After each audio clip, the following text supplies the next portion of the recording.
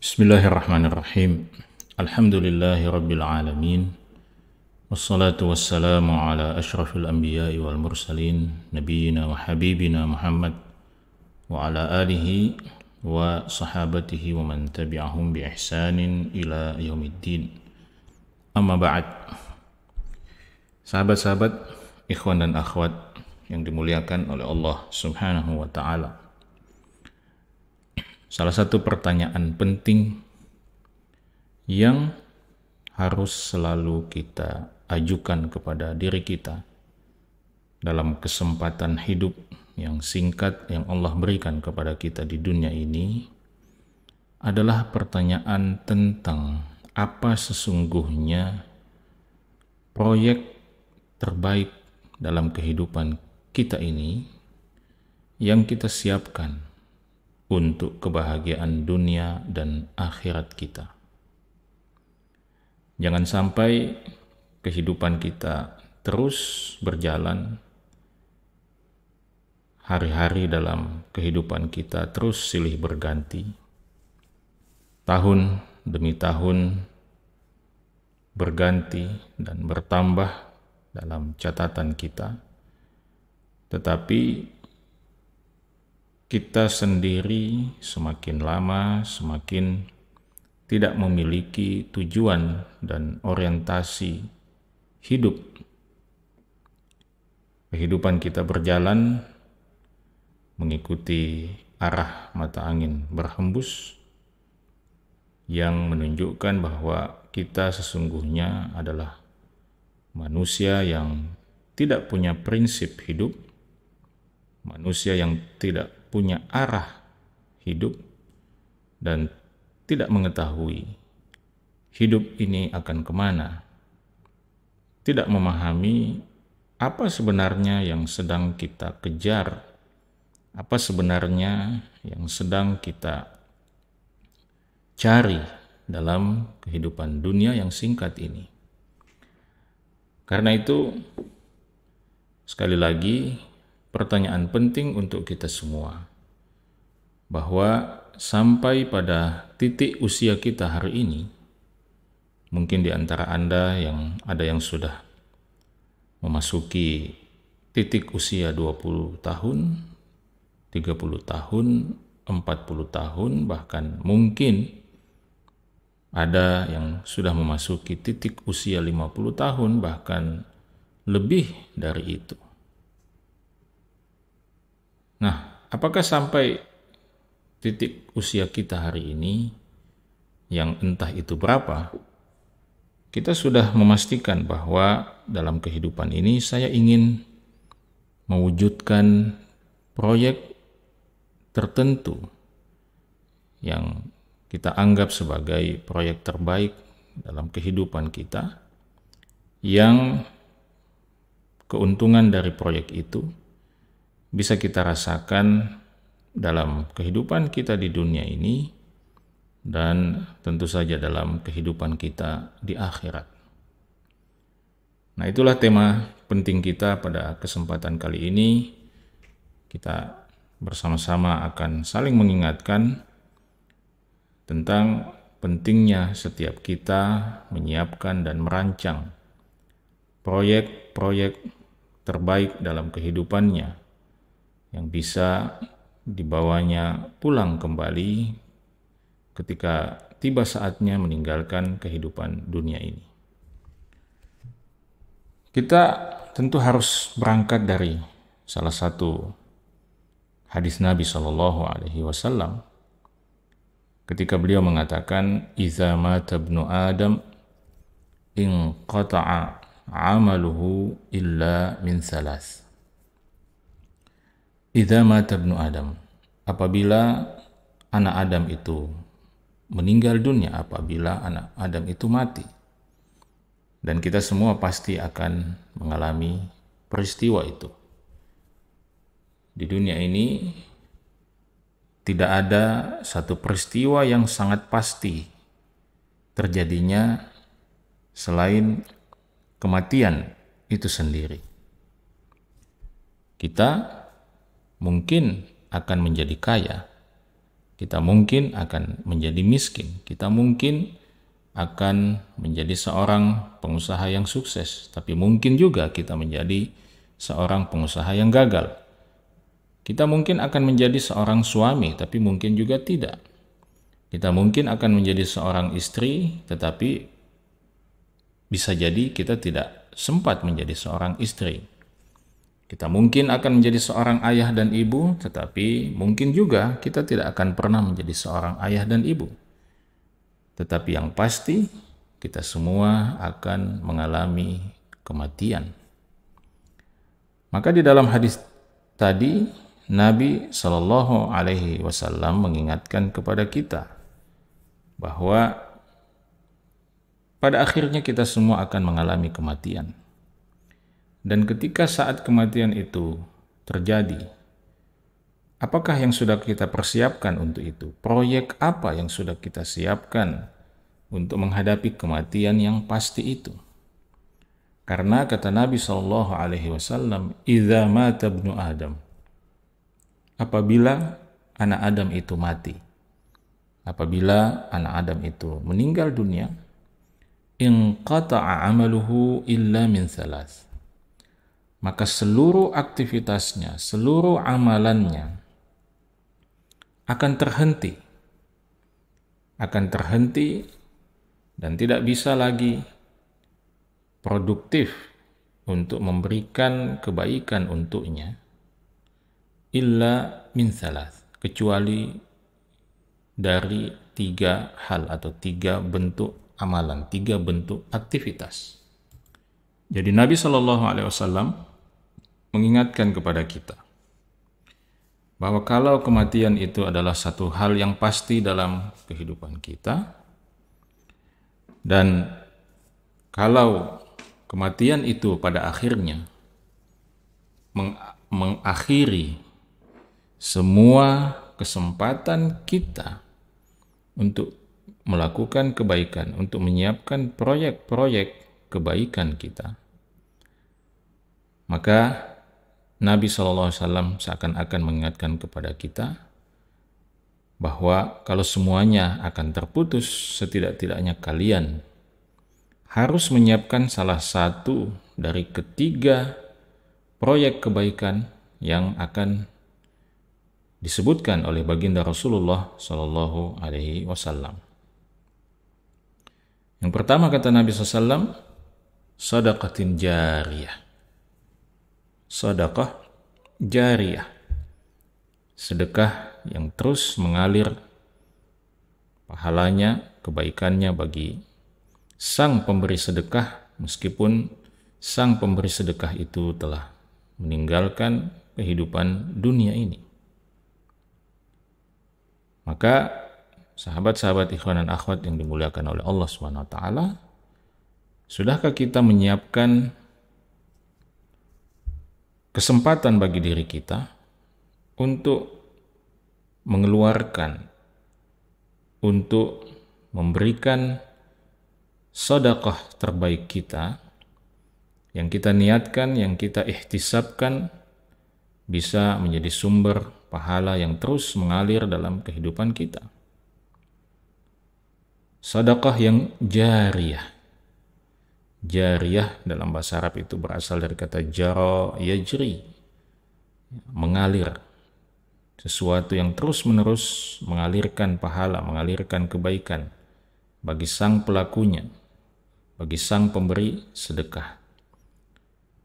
Sudahkah kita memprogramkan dalam kehidupan kita ini bahwa ada sedekah-sedekah jariyah yang kita siapkan, yang kita keluarkan, meskipun nilai dan nominal sedekah itu tidak seberapa dalam pandangan manusia, termasuk dalam pandangan kita. Nominalnya adalah nominal yang mungkin dianggap sebagai nominal recehan dalam kalkulasi perhitungan manusia. Tetapi kita harus selalu ingat bahwa tidak ada yang kecil di sisi Allah Subhanahu wa Ta'ala. Jika sesuatu itu dilakukan, dikerjakan dengan niat yang ikhlas karena Allah Subhanahu wa taala. Sebagaimana ungkapan sebagian ulama yang mengatakan, rubba amalin saghirin tu'azzimuhu niyyah wa rubba amalin kabirin tusaghiruhu niyyah.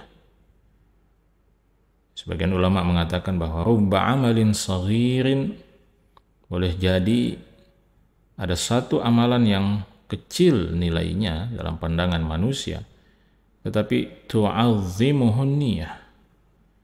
Tetapi amalan yang kecil, amalan yang sederhana itu menjadi besar nilainya di sisi Allah Subhanahu wa taala lantaran niat hamba yang melakukan atau mengerjakan amalan tersebut. Sebagaimana juga sebaliknya, wa rubba amalin kabirin tusaghiruhun niyah. Boleh jadi seorang hamba melakukan, mengerjakan satu amalan yang besar dalam pandangan manusia, dalam kalkulasi manusia, tetapi tusaghiruhun niyah, tetapi lantaran niatnya yang tidak benar, niatnya yang tidak lurus, maka amalan itu menjadi kecil nilainya di sisi Allah Subhanahu wa taala. Maka jangan remehkan sedekah-sedekah sederhana. Jangan remehkan sedekah-sedekah recehan kita, karena tidak ada yang receh di sisi Allah Subhanahu wa taala jika itu adalah satu kebaikan, jika itu adalah satu amal saleh. Kita tidak pernah tahu sedekah mana yang akan menyelamatkan kita dari azab Allah Subhanahu wa taala. Boleh jadi dalam hidup kita pernah bersedekah, kita pernah menyumbang, berinfak dengan nilai yang begitu besar secara nominal. Dan kita juga pernah menyumbang, bersedekah dengan nilai yang sederhana, tetapi justru di akhirat sedekah dengan nilai yang sederhana itulah yang menjadi jalan, menjadi sebab keselamatan kita dari azab Allah Subhanahu wa taala, menjadi sebab kita kemudian dimasukkan oleh Allah Subhanahu wa taala ke dalam surganya. Maka jangan pernah meremehkan sekecil apapun sedekah kita. Karena itu sedekah tidak pernah mengenal istilah kaya ataupun miskin. Sedekah tidak pernah mematok dirinya bahwa dia hanya bisa dikeluarkan oleh orang yang kaya, orang yang berkecukupan. Orang-orang yang dianggap miskin, dianggap terbatas sekalipun, bisa tetap mengeluarkan sedekahnya sesuai dengan kemampuannya. Maka sekali lagi sahabat-sahabat sekalian, inilah proyek yang harus kita siapkan. Proyek sedekah jariyah kita. Kita harus berusaha semaksimal mungkin untuk menyiapkan proyek sedekah jariyah terbaik kita yang kita harapkan bisa terus mengalirkan kebaikan untuk kita meskipun jasad kita telah berkalang tanah. Lalu yang kedua kata Nabi sallallahu alaihi wasallam adalah au ilmin au waladin salihin yad'ulah, atau seorang anak saleh yang mendoakannya, yang selalu mendoakannya. Proyek anak saleh, proyek menyiapkan keturunan-keturunan yang saleh. Ini adalah salah satu proyek yang juga harus menjadi perhatian kita. Bagaimana kita menyiapkan generasi yang taat dan tunduk kepada Allah Subhanahu wa taala. Dan salah satu parameter penting ketaatan dan ketundukan kepada Allah Subhanahu wa taala itu adalah ketika seorang hamba selalu berbakti kepada kedua orang tuanya. Dan salah satu cara untuk berbakti yang terbaik untuk orang-orang tua kita adalah dengan selalu mendoakan kebaikan untuk mereka. Anak soleh yang selalu mendoakan kedua orang tuanya. Para orang tua mungkin membutuhkan bantuan-bantuan yang sifatnya material, tetapi kebutuhan mereka terhadap doa-doa anak-anak soleh mereka itu jauh lebih besar daripada sekedar bantuan-bantuan yang sifatnya material. Karena itu, sebagian ulama menjelaskan ketika ditanya tentang apa atau bagaimana caranya kita mengetahui bahwa kita ini adalah seorang anak yang soleh atau tidak. Maka sebagian ulama mengatakan, ya salah satu caranya adalah apakah Anda masih selalu mendoakan kedua orang tua Anda atau tidak.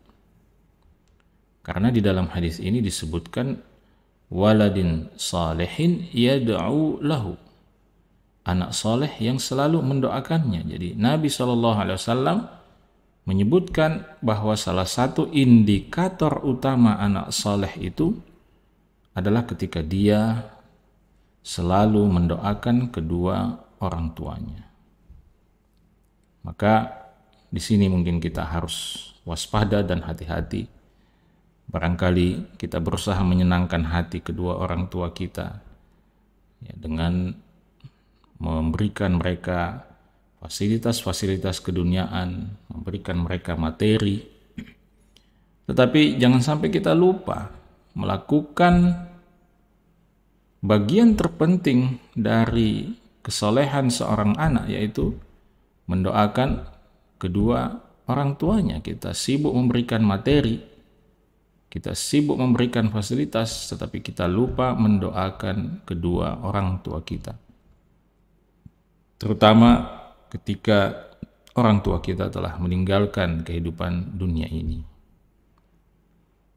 Dan salah seorang guru kami, yaitu Syekh Muhammad bin Muhammad Al-Mukhtar Asy-Syanqiti hafizahullahu ta'ala pernah mengatakan bahwa berbakti kepada orang tua setelah mereka meninggal dunia itu adalah bentuk berbakti yang paling ikhlas yang dilakukan oleh seorang anak. Kenapa? Karena dia berbakti dan tetap berbakti kepada orang tuanya meskipun kedua orang tuanya itu tidak menyaksikan, ya, tidak merasakan langsung apa yang dilakukan oleh sang anak, seperti ketika mereka misalnya masih hidup di dunia ini. Maka ini proyek yang kedua kita, sahabat-sahabat sekalian. Kita menyiapkan anak-anak yang soleh, generasi yang soleh, yang kelak selalu mendoakan kebaikan untuk kita. Kemudian proyek yang ketiga yang disebutkan oleh Nabi SAW dalam hadis ini adalah aw ilmin yuntafa'u bihi, ilmu yang terus-menerus dimanfaatkan, terus-menerus memberikan manfaat kepada orang-orang sesudah kita. Maka disinilah pentingnya setiap kita selalu berusaha untuk mengambil peran dalam upaya-upaya penyebaran ilmu yang bermanfaat, dalam upaya-upaya mendukung para ulama, mendukung para da'i, mendukung para ustadz, mendukung para penuntut ilmu. Sehingga meskipun mungkin kita bukanlah seorang alim atau seorang ulama, tetapi ketika kita ikut serta mendukung dan membantu mereka dalam usaha menyebarkan ilmu ini, maka mudah-mudahan dengan begitu kita termasuk orang yang mendapatkan bagian pahala dari semua bentuk usaha menyebarkan ilmu yang bermanfaat ini. Maka sahabat-sahabat ikhwan dan akhwat yang dimuliakan oleh Allah Subhanahu wa taala, kita coba lihatlah diri kita dari ketiga proyek besar yang sudah disampaikan oleh Nabi Shallallahu alaihi wasallam ini. Apakah kita sudah menyiapkan diri untuk meninggalkan salah satu proyek dari ketiga proyek hebat yang pahalanya, kebaikannya akan terus mengalir dalam catatan amal kita, meskipun jasad kita tidak bisa lagi bersujud kepada Allah Subhanahu wa taala, meskipun jasad kita tidak bisa lagi melakukan ketaatan-ketaatan kepada Allah, meskipun jasad kita tidak bisa lagi melakukan amal-amal saleh. Tetapi dengan menyiapkan proyek-proyek yang disebutkan oleh Nabi Shallallahu alaihi wasallam dalam hadisnya tadi, kita bisa berharap bahwa kebaikan kita, pahala kita masih bisa terus mengalir, terus memberikan dividennya kepada kita, terus bisa memberikan keuntungannya pada kita, meskipun kita semua tidak lagi hadir dalam kehidupan dunia ini. Maka sahabat-sahabat yang dimuliakan oleh Allah Subhanahu wa taala, sekali lagi, apakah proyek hidup Anda sampai sejauh ini? Apakah Anda sudah menyiapkan satu saja proyek terbaik yang jika Anda ditakdirkan meninggalkan kehidupan dunia ini, Anda sudah bisa menyiapkan diri untuk merasakan manfaat dari proyek terbaik Anda, proyek dunia dan akhirat Anda, proyek yang terus mengalirkan pahala, yang terus meninggikan, memuliakan kedudukan Anda di sisi Allah Subhanahu wa taala, meskipun jasad Anda telah mati, jasad Anda tidak bisa lagi melakukan kebaikan-kebaikan yang dahulu Anda biasa lakukan selama hidup Anda di muka bumi ini. Sekali lagi, ini adalah pertanyaan penting yang sangat serius, yang sangat urgen untuk kita jawab. Tidak perlu kita jawab secara bersama-sama, tetapi Anda menjawabnya dalam diri Anda sendiri. Kemudian Anda tuliskan rencana-rencana kebaikan Anda. Kemudian Anda siapkan langkah-langkah aksinya. Dan tentu saja yang tidak kalah penting, Anda beraksi menyiapkan proyek-proyek itu mumpung Allah Subhanahu wa taala masih memberikan kesempatan hidup untuk Anda. Demikian sahabat-sahabat, semoga sharing kita kali ini bermanfaat untuk kita semua. Sampai bertemu kembali. Assalamualaikum warahmatullahi wabarakatuh.